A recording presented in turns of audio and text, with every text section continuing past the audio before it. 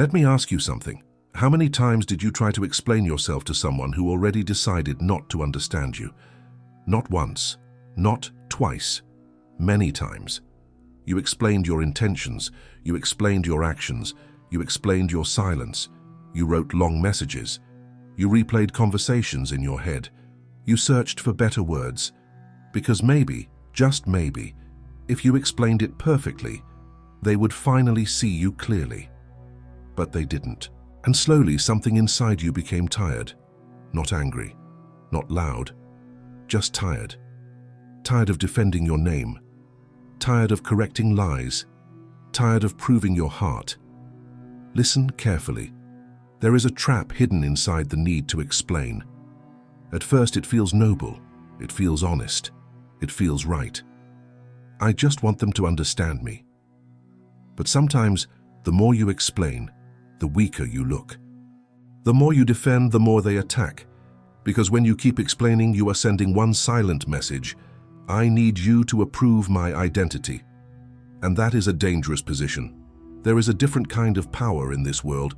It does not shout, it does not argue, it does not chase validation, it stands still and says nothing. This is the story of a samurai who learned this lesson through pain. His name was Renji. And before he became strong, he broke. Cold wind moved across the mountains. Mist covered the village of the Takeda clan. Wooden houses stood in silence. Training swords echoed in the distance. Discipline ruled everything. Renji was not the loudest warrior. He did not seek attention. He did not laugh too much. He did not speak too much. But when he trained with focus. When he bowed with respect. When he fought with precision. He believed in honor, not the loud kind, the quiet kind, the kind that lives inside you even when no one is watching. For years, his life followed the same rhythm. Wake before sunrise, train, serve the clan, sleep simple, stable, clear. Until one night everything changed. It started with a scream, then another, then the sound of running feet. Renji opened his eyes in the dark. Smoke filled the air. By the time he reached the yard, flames were rising near the outer wall. The secret gate was open. Enemies poured inside like a flood. Steel clashed against steel. Arrows cut through the sky. Men fell. Renji fought on instinct, moving without fear, without hesitation. But something felt wrong. The enemy knew the exact path. They moved with confidence, not confusion. They were guided. By dawn, the battle ended. The ground was covered in ash and blood. Brothers were gone. Silence returned, but it was no longer peaceful. It was heavy, and in heavy silence minds search for answers. Someone had opened the gate. The sentence moved quietly at first, then louder, then everywhere. Fear needs a target, pain needs a reason, and reason needs a name. Renji stood among the warriors when the master stepped forward. "We were betrayed," he said. No one spoke, but everyone thought the same question. Who? Slowly, eyes began to shift, toward Renji. He felt it before anyone said a word. That subtle change in the air, that small distance forming around him. Then someone whispered it. It was him.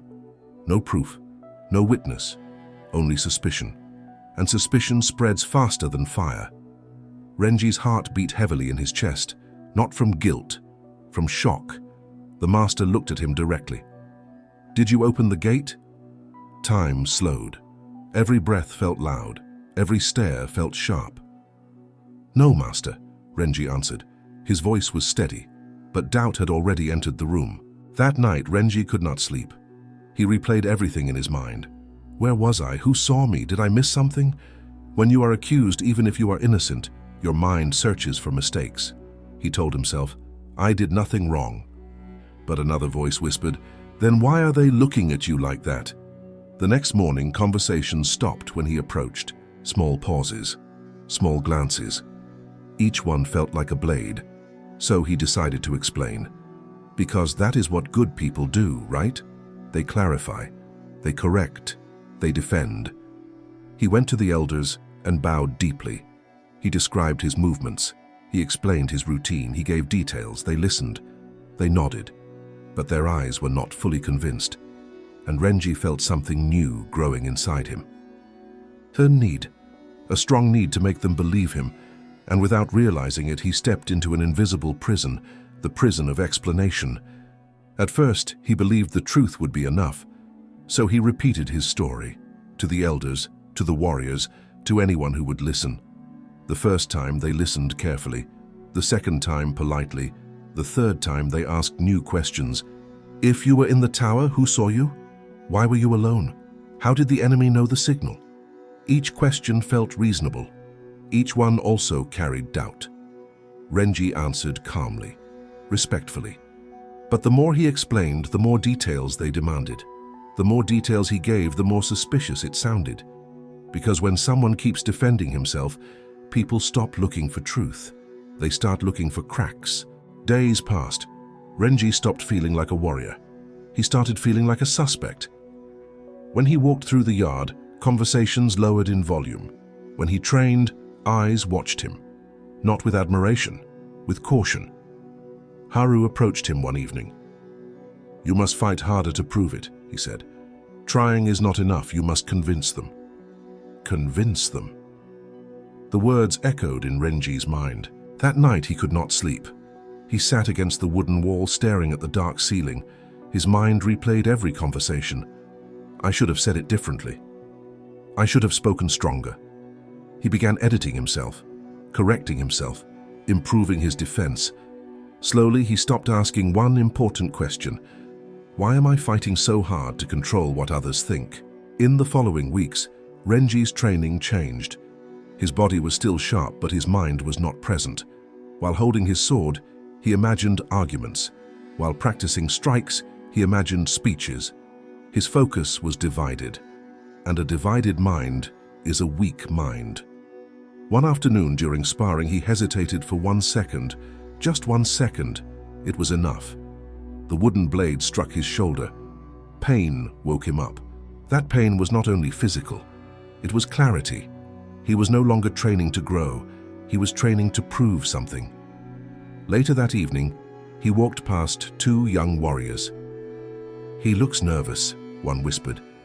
"Guilty people look nervous," the other replied. Renji kept walking, but the words followed him. Was he nervous? Yes, not because he was guilty, because he wanted to be believed. And wanting too much creates pressure. Pressure creates tension. Tension creates mistakes. Mistakes create more doubt.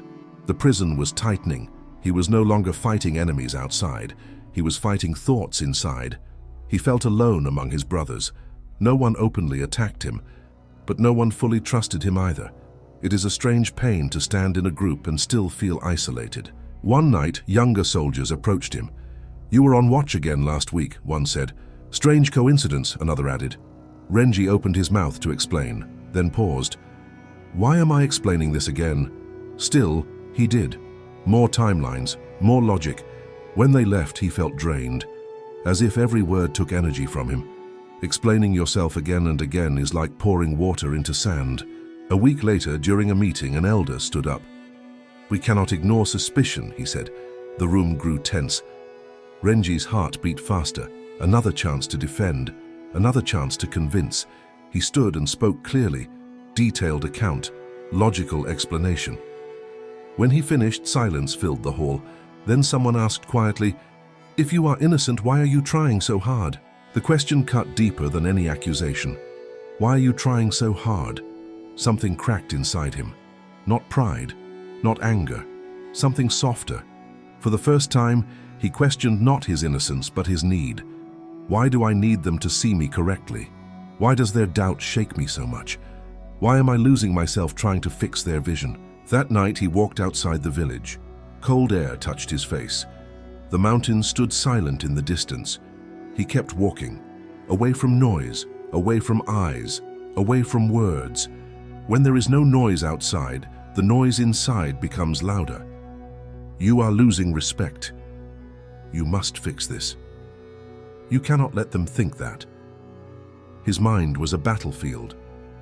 Near dawn, he saw a small temple, simple wood, no guards, no banners, just silence. An old monk sat outside. "You look like a warrior," the monk said, "but you walk like a man carrying chains." Renji frowned. "I am not chained." The monk smiled gently. Then why do your shoulders look heavy?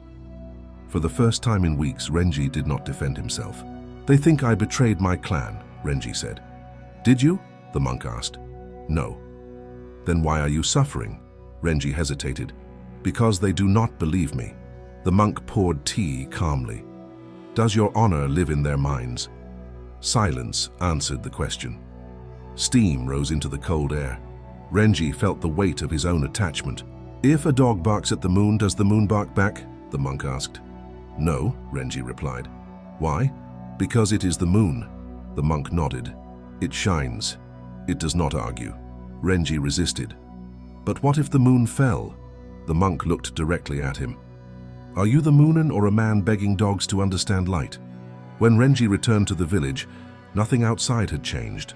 The same wooden walls, the same training yard, the same eyes watching. But inside him, something was calm. The need to convince was gone. That afternoon, the master called him again. This is your final chance to defend yourself, he said. Renji bowed. His heart beat hard, but his mind was quiet. I have already spoken my truth, Renji said. Silence filled the hall. Then repeat it, the master replied. The old habit tried to rise, add more details, give more proof, explain better. But Renji remembered the mountains. I was not the one who opened the gate, he said calmly. Nothing more, no emotion, no extra words. Is that all? An elder asked. Yes, Renji answered. Murmurs moved through the room. Some saw confidence, some saw arrogance, some saw guilt. But for the first time, Renji did not try to control their interpretation. He allowed misunderstanding to exist. When he left the hall, his ego screamed, say more, but he stayed silent. Days passed. He trained without reacting to whispers. He stopped defending himself in small conversations. When someone asked with a smirk, nothing else to say? He answered calmly, I have said what is true. Then he returned to training. Silence began to confuse those who expected drama. Calm began to disturb those who expected weakness. Then the enemy returned. Real battle, real danger. No room for politics, only action. Renji fought at the front line, focused, precise. When an arrow flew toward Haru, Renji pushed him aside and took the cut on his arm. He did not fight to prove innocence. He fought because it was right. Because honor lives in action. After the battle, a messenger arrived with a captured traitor. Under pressure, the truth came out. Money had been offered. The gate had been opened by another man. It was never Renji. The confession spread through the clan quietly. Not loud, not dramatic, just clear. The same people who doubted him now lowered their eyes. The master called him once more. You were innocent, he said. We misjudged you. Renji bowed. Weeks ago, he would have felt victory. Now, he felt calm. He had already freed himself before the truth arrived. His peace no longer depended on their belief. The real victory was not being proven right.